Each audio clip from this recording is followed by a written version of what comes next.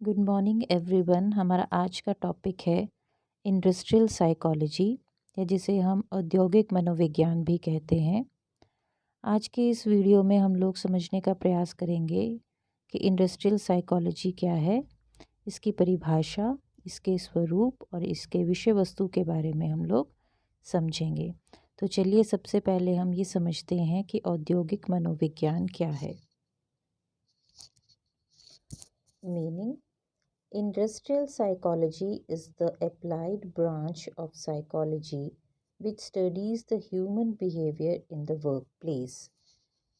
तो industrial psychology क्या है? ये साइकोलॉजी की अप्लाइड ब्रांच है। अप्लाइड ब्रांच का मतलब है कि ये साइकोलॉजी के जो भी लॉज एंड प्रिंसिपल्स हैं उसका इस्तेमाल करते हैं ह्यूमन बिहेवियर को समझने के लिए, और उस ह्यूमन बिहेवियर को समझते हैं उसके वर्क प्लेस में। जब वो अपने कार्यस्थल में कार्य कर रहा होता है उस समय जो उसका व्यवहार होता है, उस व्यवहार को हम लोग समझने का प्रयास करते हैं इंडस्ट्रियल साइकोलॉजी के माध्यम से।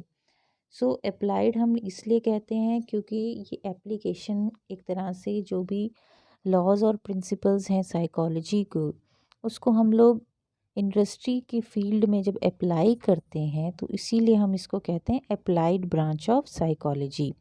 और इसके माध्यम से हम वहाँ कार्य कर रहे व्यक्तियों को जो भी समस्याएं आ रही हैं उन समस्याओं को समझने का प्रयास करते हैं और उसका फिर निदान करते हैं, और इसी को हम लोग इंडस्ट्रियल साइकोलॉजी कहते हैं।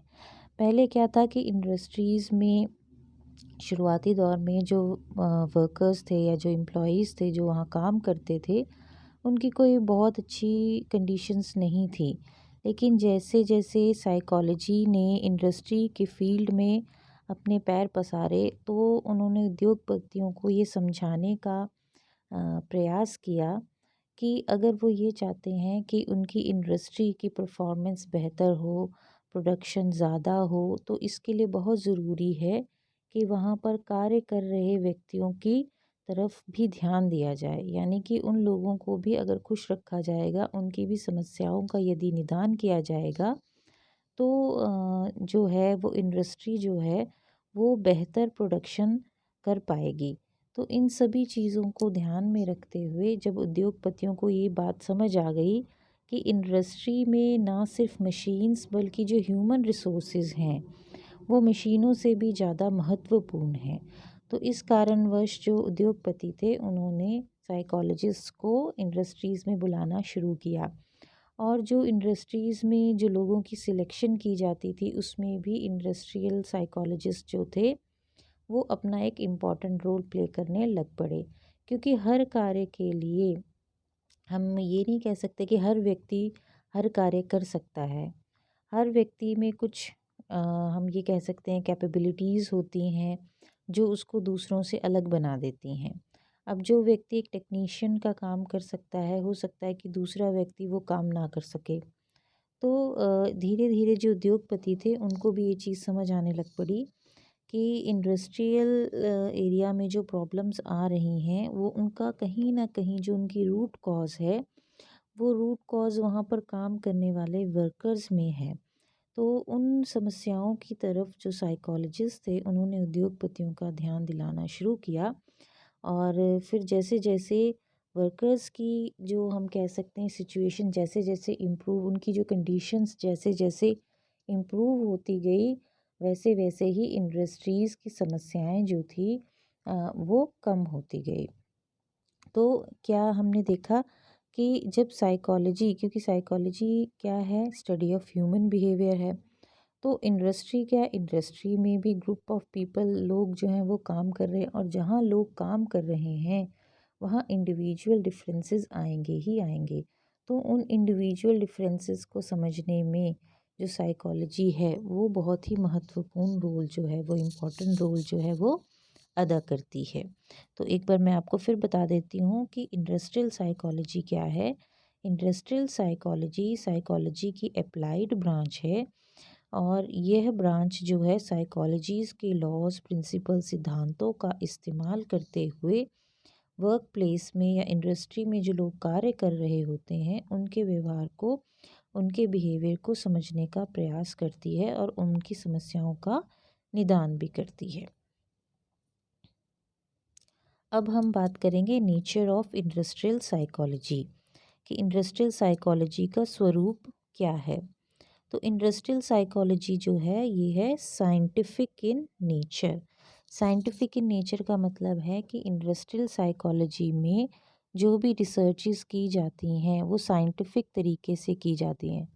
जैसे साइंस में क्या होता है, साइंस में जब भी कोई रिसर्च वर्क की जाती है तो बहुत ही केयरफुली ऑब्जर्वेशन की जाती है, उसकी रिकॉर्डिंग की जाती है, क्लासिफिकेशन की जाती है, उसके बाद कुछ लॉज या प्रिंसिपल्स बनाए जाते हैं और फिर जो भी सिद्धांत या प्रिंसिपल्स बनाए जाते हैं उसके बाद उनको वेरीफाई किया जाता है, उसको टेस्ट किया जाता है कि क्या वाकई जो रिजल्ट्स आए हैं, जो सिद्धांत या लॉज हम बना रहे हैं, क्या वाकई ये वैलिड भी हैं या नहीं। तो उसी प्रकार से इंडस्ट्रियल साइकोलॉजी में भी इन सभी चीज़ों का ध्यान रखा जाता है, इसीलिए इसको हम साइंटिफिक इन नेचर कहते हैं। उसके बाद आता है uses scientific methods. Industrial psychology में हम साइंटिफिक मेथड्स का इस्तेमाल करते हैं डाटा इकट्ठा करने के लिए या रिसर्च पर्पस के लिए हम लोग साइंटिफिक मेथड्स का इस्तेमाल करते हैं। जैसे एक्सपेरिमेंटल मेथड। एक्सपेरिमेंटल मेथड में क्या किया जाता है कि कंट्रोल कंडीशंस के अंडर जो भी हम रिसर्च कर रहे हैं या स्टडी कर रहे हैं किसी सब्जेक्ट के ऊपर या कोई रिसर्च कर रहे हैं तो उसे हम कंट्रोल कंडीशंस के अंदर करते हैं।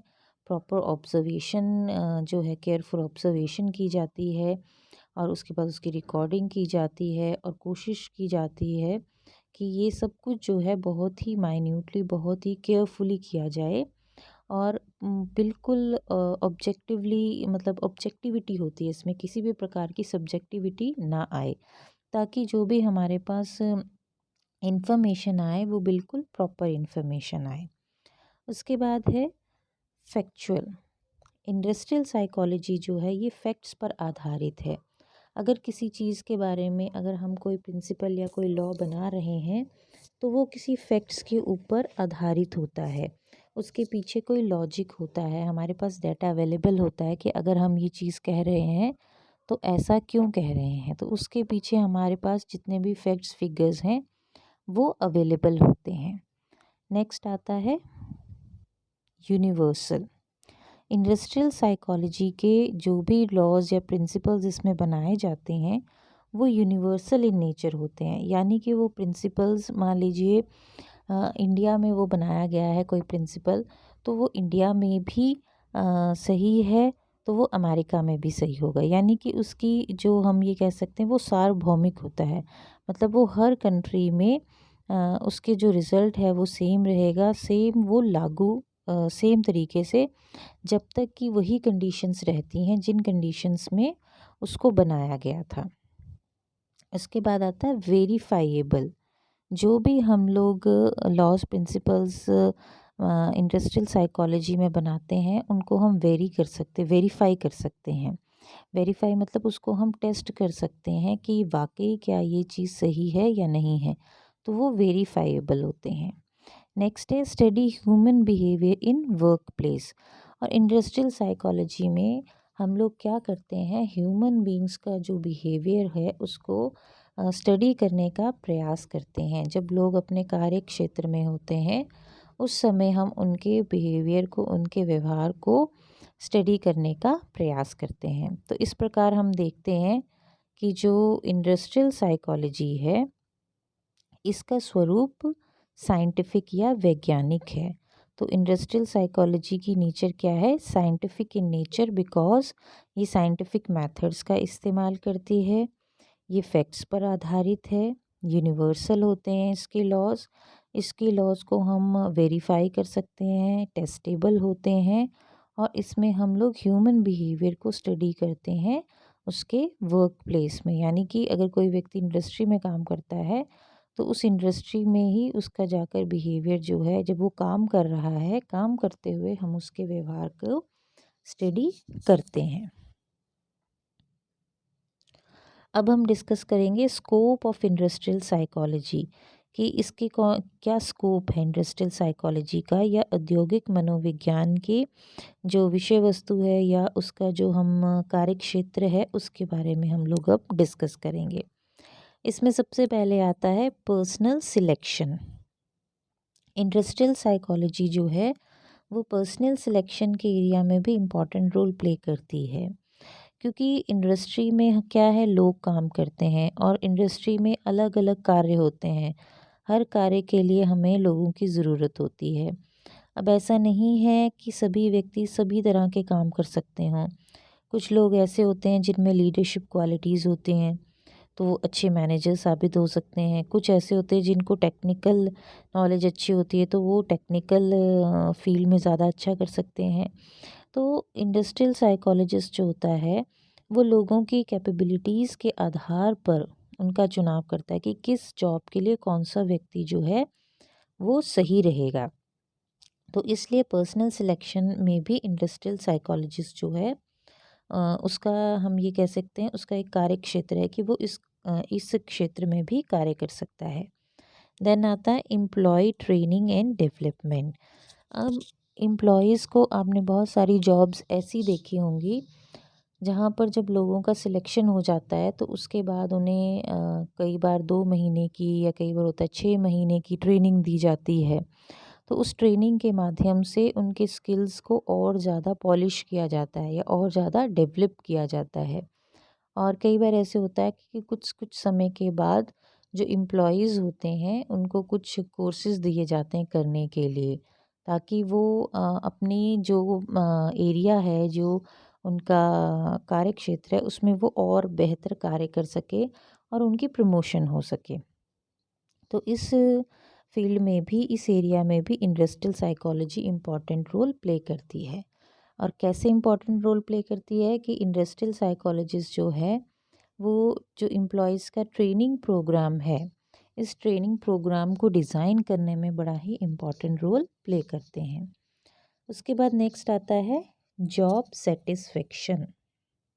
जॉब सेटिस्फेक्शन के एरिया में इंडस्ट्रियल साइकोलॉजिस्ट भी इम्पॉर्टेंट रोल प्ले करते हैं। कैसे कि जॉब सेटिस्फेक्शन का अर्थ होता है कि कोई व्यक्ति जो है उसकी अपनी जॉब के प्रति जो पॉजिटिव फीलिंग्स हैं उसको हम कहते हैं जॉब सेटिस्फेक्शन। तो इंडस्ट्रियल साइकोलॉजिस्ट जो है वो इन चीज़ों की तरफ ध्यान आकर्षित करता है कि किसी भी जॉब में जो सेटिस्फाइंग फैक्टर्स कौन कौन से हो सकते हैं, कौन कौन सी ऐसे फैक्टर्स हैं जो कि जॉब सेटिस्फेक्शन की भावना जो है या जॉब सेटिस्फेक्शन को इंक्रीज़ कर सकते हैं, और कौन से ऐसे फैक्टर्स हैं जिससे कि एम्प्लॉयज़ में जॉब सेटिस्फेक्शन जो है बढ़ सकती है, और कौन से ऐसे फैक्टर्स हैं जो एम्प्लॉयज़ की जॉब सेटिस्फेक्शन को लो कर सकते हैं या उसको नेगेटिवली प्रभावित कर सकते हैं। तो इन सभी चीज़ों में इंडस्ट्रियल साइकोलॉजिस्ट जो है या इंडस्ट्रियल साइकोलॉजी जो है उसका रोल इस एरिया में भी है। देन आता है जॉब एनालिसिस। जॉब्स को एनालाइज करने के एरिया में भी इंडस्ट्रियल साइकोलॉजी जो है इसका महत्वपूर्ण रोल है, क्योंकि जॉब एनालिसिस का मतलब है कि किसी भी जॉब से संबंधित हर एक पहलू की जानकारी इकट्ठी करना। यानी कि उस जॉब पे क्या क्या व्यक्ति को क्या क्या कार्य करने होंगे, उस जॉब को करने के लिए कौन से लोग सही रहेंगे, उनकी उनमें क्या कैपेबिलिटीज़ होनी चाहिए, क्या उनकी क्वालिफ़िकेशन होनी चाहिए, इस जॉब को मतलब इस जॉब का जो करेगा व्यक्ति उसकी क्या रिस्पॉन्सिबिलिटीज़ होंगी, क्या ड्यूटीज़ होंगी, कैसे इस जॉब को किया जाएगा। तो हर एक पहलू जो है उसके बारे में जानकारी इकट्ठी की जाती है। जब ये सारी जानकारी इकट्ठी हो जाती है तो उसके आधार पर ही जो है लोगों का चुनाव किया जाएगा। तो इस तरह से इंडस्ट्रियल जो साइकोलॉजी है इस एरिया में भी इम्पॉर्टेंट रोल प्ले करती है। देन आता है जॉब स्ट्रेस। कई बार एम्प्लॉयज़ जो कार्य कर रहे होते हैं उनमें कार्य को करते हुए वो स्ट्रेस का अनुभव करते हैं, तनाव का अनुभव करते हैं। तो उन्हें उस तनाव से बाहर लेकर आने में इंडस्ट्रियल साइकोलॉजी जो है वो रोल प्ले करती है। देन आता है वर्क मोटिवेशन। जो एम्प्लॉयज़ को हमेशा अगर एम्प्लॉयज़ मोटिवेटेड रहेंगे तभी वो कार्य को अच्छे से करेंगे। बुझे मन से कोई भी व्यक्ति अच्छे से परफॉर्म नहीं कर सकता है। तो इंडस्ट्रियल साइकोलॉजी जो है या इंडस्ट्रियल साइकोलॉजिस्ट जो है वो एम्प्लॉयज़ को किस प्रकार से मोटिवेट किया जाए, किस प्रकार से उन्हें अपने कार्य में लगा कर रखा जाए और वो खुशी खुशी उस कार्य को करें, मोटिवेट होकर उस कार्य को करें, इसमें भी इंडस्ट्रियल साइकोलॉजी जो है वो हेल्प करती है। देन आता है एम्प्लॉयज़ सेफ्टी। एम्प्लॉयज़ की सेफ्टी की तरफ भी जो है इंडस्ट्रियल साइकोलॉजिस्ट जो है काफ़ी ध्यान देते हैं, क्योंकि अगर व्यक्ति जो है ये देखिए कि अगर मान लीजिए कोई व्यक्ति मानसिक तौर पर परेशान है तो क्या होगा, एक्सीडेंट्स ज़्यादा होंगे। और एक्सीडेंट्स के लिए जो जो फैक्टर्स रिस्पॉन्सिबल हैं उन फैक्टर्स को इंडस्ट्रियल साइकोलॉजिस्ट पहचानते हैं, उनको मार्क कर लेते हैं कि इन इन रीज़न से एक्सीडेंट्स हो सकते हैं। कि अगर कोई व्यक्ति को मान लीजिए उसके घर परिवार में किसी प्रकार की कोई परेशानी चल रही है या कोई कॉन्फ्लिक्ट चल रहा है या वो फिज़िकली अनहेल्दी है, तो ऐसे एम्प्लॉयज़ को की तरफ भी जो हम ये कह सकते हैं ज़्यादा ध्यान देने की आवश्यकता होती है, या हम ये कह सकते हैं कि उनकी सेफ्टी को के ऊपर नज़र रखनी बड़ी ज़रूरी हो जाती है। तो एम्प्लॉयज़ की सेफ्टी के लिए क्या किया जाता है कि ये देखा गया है, इंडस्ट्रियल साइकोलॉजिस्ट ने ये महसूस किया है कि मान लीजिए कोई व्यक्ति बहुत ज़्यादा शोरगुल की जगह पर कार्य कर रहा है, मान लीजिए मशीन्स बहुत ज़्यादा आवाज़ करती है और ऐसे इन्वायरमेंट में वो व्यक्ति काम कर रहा है, तो कुछ समय के बाद क्या होगा, शुरू-शुरू में तो क्या प्रभाव पड़ेगा कि वो व्यक्ति जो है वो इरिटेट सा होना शुरू हो जाएगा, धीरे-धीरे उसका बिहेवियर एग्रेसिव हो जाएगा। तो ये क्या हो जाएगा, जब इस तरह की समस्याएँ उसके सामने आएँगी तो वो अपने काम पर फ़ोकस नहीं कर पाएगा। जब वो अपने काम पर फ़ोकस नहीं कर पाएगा तो उससे गलतियाँ होंगी तो उससे एक्सीडेंट हो सकते हैं। तो इसलिए इस क्षेत्र में भी जो इंडस्ट्रियल साइकोलॉजिस्ट है वो भी उद्योगपतियों को समय-समय पर गाइड करते रहते हैं कि उन्होंने किस प्रकार से अपनी एम्प्लॉयज़ की सेफ्टी की तरफ भी ध्यान देना है। उनको लेटेस्ट इक्विपमेंट्स प्रोवाइड करने हैं जिससे कि उनकी जो सेफ्टी है वो बनी रहे। क्योंकि अगर व्यक्ति सेफ़ है, उसको ये फीलिंग है कि मैं ये कार्य करते हुए सेफ़ हूँ, तो वो बेहतर तरीके से उस कार्य को करता है। और जहाँ उस व्यक्ति को ये लगता है कि इस कार्य को करते हुए मुझे रिस्क बहुत ज़्यादा है, तो वो उसको कहीं न कहीं मानसिक तौर पर उस व्यक्ति को प्रभावित करता है। और जब व्यक्ति मानसिक तौर पर प्रभावित होता है, तो वो चीज़ उसकी कार्यक्षमता को भी प्रभावित करती है। इंडस्ट्रियल कॉन्फ्लिक्ट, कई बार इंडस्ट्री में किसी दो डिपार्टमेंट्स के बीच में किसी चीज़ को लेकर, किसी बात को लेकर कोई तनाव या कोई कॉन्फ्लिक्ट उत्पन्न हो जाता है। तो ऐसी स्थिति में भी जो इंडस्ट्रियल साइकोलॉजिस्ट हैं वो इम्पोर्टेंट रोल प्ले करते हैं। वो उस कॉन्फ्लिक्ट को दूर करने का प्रयास करते हैं, क्योंकि इंडस्ट्री में कॉन्फ्लिक्ट उत्पन्न होना बहुत ही नॉर्मल सी चीज़ है। क्योंकि इंडस्ट्रीज़ में रिसोर्सेज लिमिटेड होते हैं। जैसे मान लीजिए कि कोई ग्रांट आती है, कोई पैसे आते हैं और दोनों डिपार्टमेंट्स चाहते हैं कि वो पैसे हमें मिल जाए। इस चीज़ को लेकर दोनों में कॉन्फ्लिक्ट हो गया, दोनों पार्टीज़ के बीच में। तो इंडस्ट्रियल साइकोलॉजिस्ट जो है वो दोनों पार्टीज़ के बीच में, हम ये कह सकते हैं, कि समझौता करवाने का प्रयास करता है, या दोनों को ये समझाने का प्रयास करता है कि किस प्रकार से वो इस कॉन्फ्लिक्ट को रिज़ॉल्व कर सकते हैं। देन आता है एम्प्लॉय काउंसलिंग। जो साइकोलॉजिस्ट हैं वो एम्प्लॉयज़ की काउंसलिंग करने का भी कार्य करते हैं। तो कई बार ऐसा हो जाता है कि जो एम्प्लॉय होते हैं उनको वर्क प्लेस पर किसी प्रकार की समस्या आ रही होती है, बॉस के साथ उनकी ठीक से नहीं बन रही होती है, या उनको कोई पर्सनल प्रॉब्लम है, या उनकी कोई फैमिली की कोई प्रॉब्लम है, या कोई फाइनेंशियल प्रॉब्लम है, जिसके कारण कि वो अच्छे से अपने काम पर फोकस नहीं कर पा रहे हैं। तो इस तरह की जो समस्याएं हैं, उन समस्याओं से जूझने वाले एम्प्लॉयज़ की कई बार काउंसलिंग करने की आवश्यकता होती है। तो इंडस्ट्रियल साइकोलॉजिस्ट जो हैं उन एम्प्लॉयज़ की काउंसलिंग करके उनकी समस्या का निदान करने का प्रयास करते हैं।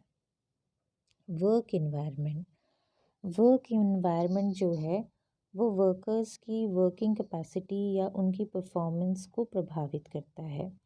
अगर मान लीजिए कहीं पर जो रोशनी की जो हम ये कहते हैं डिम लाइट है, अगर वर्कर्स को डिम लाइट में काम करना पड़ रहा है तो वो कहीं ना कहीं उनकी परफॉर्मेंस को प्रभावित करेगा। या जैसे मैंने आपको पहले बताया कि अगर वर्कर्स को ऐसी जगह काम करना पड़ रहा है जहाँ पर बहुत ज़्यादा शोर है या बहुत ज़्यादा गर्मी है, बहुत ज़्यादा ठंड है और उस हिसाब से उनके पास इक्विपमेंट्स नहीं हैं अपने आप को प्रोटेक्ट करने के लिए, तो वो कहीं न कहीं उन लोगों की जो परफॉर्मेंस है उसको प्रभावित करेंगे। तो इंडस्ट्रियल साइकोलॉजिस्ट ये भी ध्यान रखता है कि ह्यूमन बीइंग्स जो हैं वो उनका जो वर्किंग एनवायरनमेंट है वो वर्किंग एनवायरनमेंट भी सही होना चाहिए। अगर वर्किंग एनवायरनमेंट प्रॉपर नहीं है तो वो सीधे तौर पर उस एम्प्लॉय की को ना सिर्फ फिज़िकली बल्कि मेंटली भी प्रभावित करेगा। और जब वो मेंटली और फिज़िकली प्रभावित होगा तो उस व्यक्ति की परफॉर्मेंस उससे डिटीरियोरेट होगी या नेगेटिवली हम ये कहते हैं कि प्रभावित होगी या परफॉर्मेंस उसकी डाउन जाएगी। देन आता है फैटीग एंड मोनोटनी। कई बार कार्य करते करते व्यक्ति थक जाता है या एक ही कार्य जब उसको रोज़ रोज़ रोज़ वही काम करना है तो उसमें एक मोनोटनी की भावना आ जाती है। तो किस प्रकार से फटीग से, थकावट से या मोनोटनी को किस प्रकार से दूर किया जा सकता है वर्कर्स में, इस एरिया में भी इंडस्ट्रियल साइकोलॉजिस्ट जो वो हेल्प करते हैं।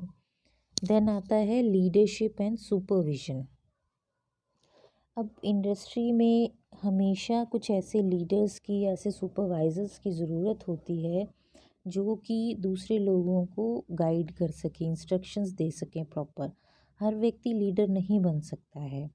तो इंडस्ट्रियल साइकोलॉजिस्ट जो हैं वो लीडर्स को चूज़ करने में भी मदद करते हैं कि कौन से व्यक्ति ऐसे हैं जो एक लीडर के रोल के तौर पर इंडस्ट्री में काम कर सकते हैं। देन लास्ट आता है ह्यूमन रिलेशन। ह्यूमन रिलेशंस बड़ा ही इम्पोर्टेंट पॉइंट है क्योंकि इंडस्ट्री क्या है, इंडस्ट्री में कौन कार्य कर रहे हैं, लोग कार्य कर रहे हैं। तो उन लोगों का आपस में एक हारमोनियस रिलेशनशिप होना बड़ा ही ज़रूरी है।